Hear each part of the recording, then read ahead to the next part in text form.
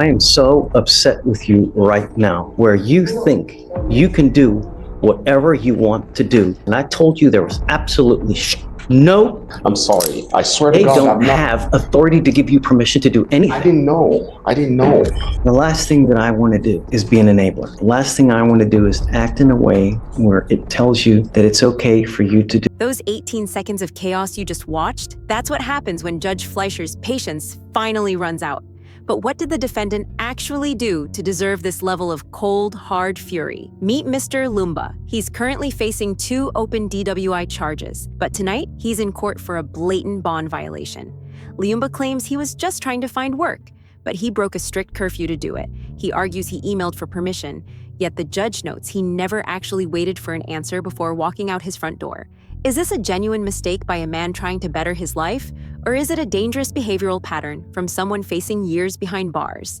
To understand the courtroom tactics and legal psychology that catch defendants in their own lies, hit subscribe for more expert case breakdowns. Let's head back to the start of this incredibly heated hearing. I am so upset with you right now, where you think you can do whatever you want to do when you have 2 open DWIs. And I told you there was absolutely no tolerance. And here you go, I'm gonna do whatever I want.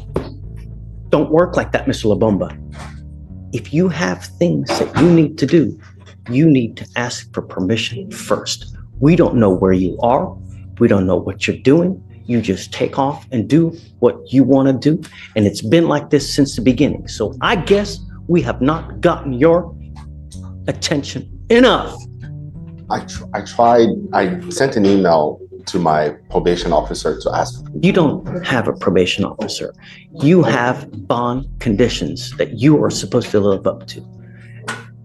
Not. I'm sorry. I didn't know. You know well and good what you can and cannot do. You have 2 open DWIs. And I don't want you out at night, and you are still doing whatever you want to do.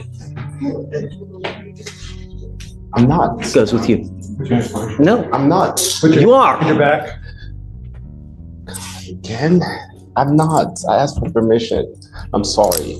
I swear to They God, don't I'm not. have authority to give you permission to do anything. I didn't know. Then you call your lawyer, you come up here, but you don't do things after the fact. You violate and then ask for I asked for permission before I went to the meeting. I did. I swear to God, I did. And she didn't respond to me till after the meeting. And I told her if I had known, You I were would. talking to the wrong person, Mr. Labumba. I didn't know. You knew that this was strict compliance with 2 open DWIs. I'm sorry, Judge. What's with you? Okay, this one. Oh my God. And Mr. Butte will talk. Don't go far. How do we reach the person who does whatever they want to do? You know, therein lies the question. You know, you got your first DWI. We told you, look, this is how you act. This is what you do.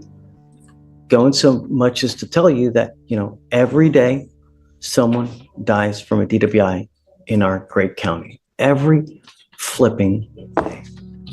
Let you out. Just pick up another DWI.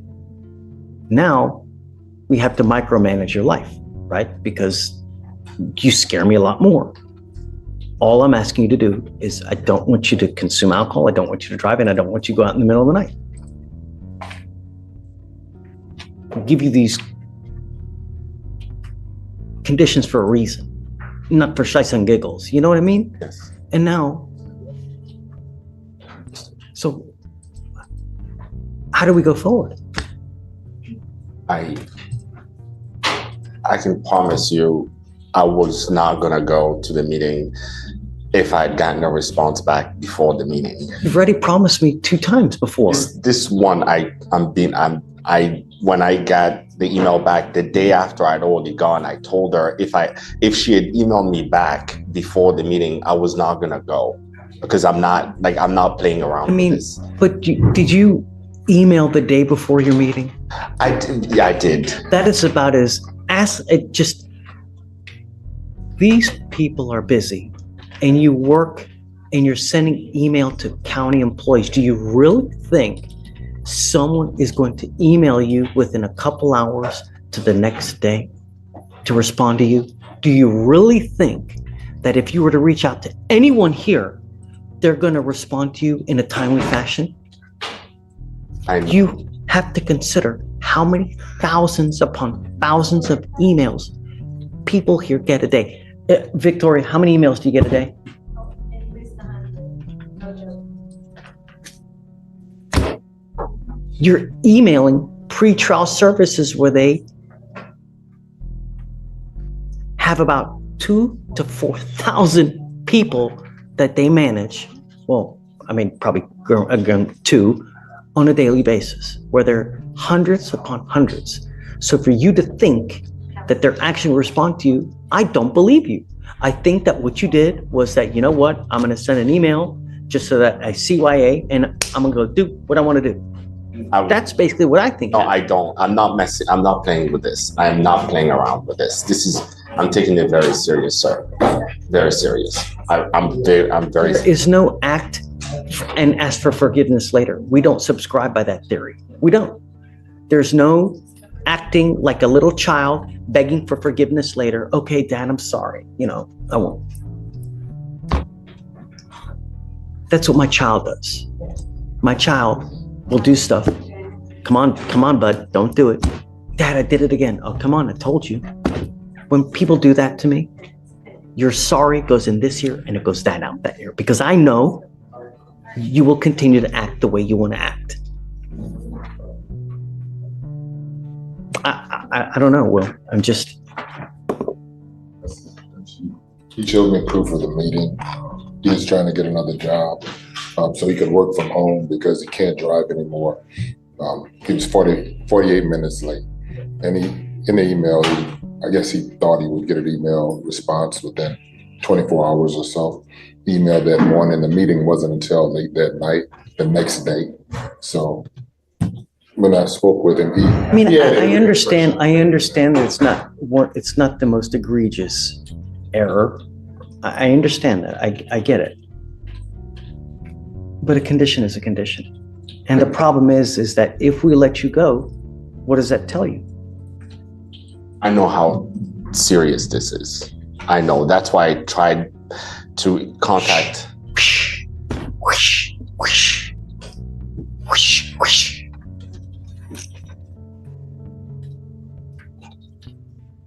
The last thing that I want to do is be an enabler. The last thing I want to do is act in a way where it tells you that it's okay for you to do what you're doing without consequence. Because one of the biggest things that I like to teach here, because, in a way I think of myself like a father to everyone. I like to teach, right? And I want everybody, no matter who they are, no matter what color they are, no matter what they're doing in their life, I want them to leave better. And I want to impart that you have to always think of consequence.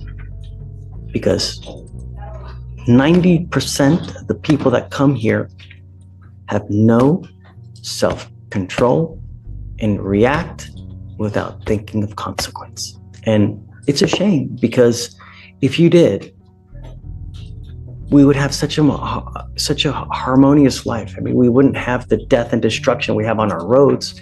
We wouldn't have the killing that happens here on a daily basis.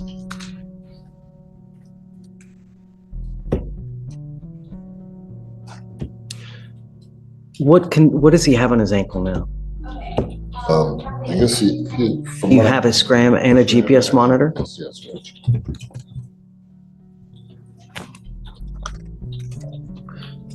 Like I said, Judge, I speak with him often. He has been taking this really seriously. He calls and asks questions all the time. He just didn't call me and ask me about this one. He thought someone else was taking care of that, and he just made a bad mistake. Don't do it again.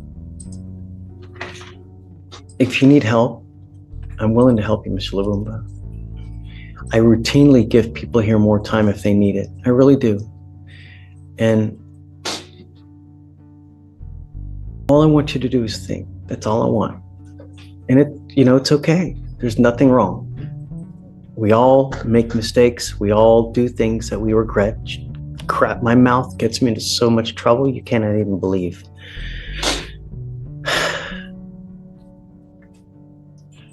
I will continue your supervision. Just please don't. Okay? If you ever need anything else, just come back. Let us know.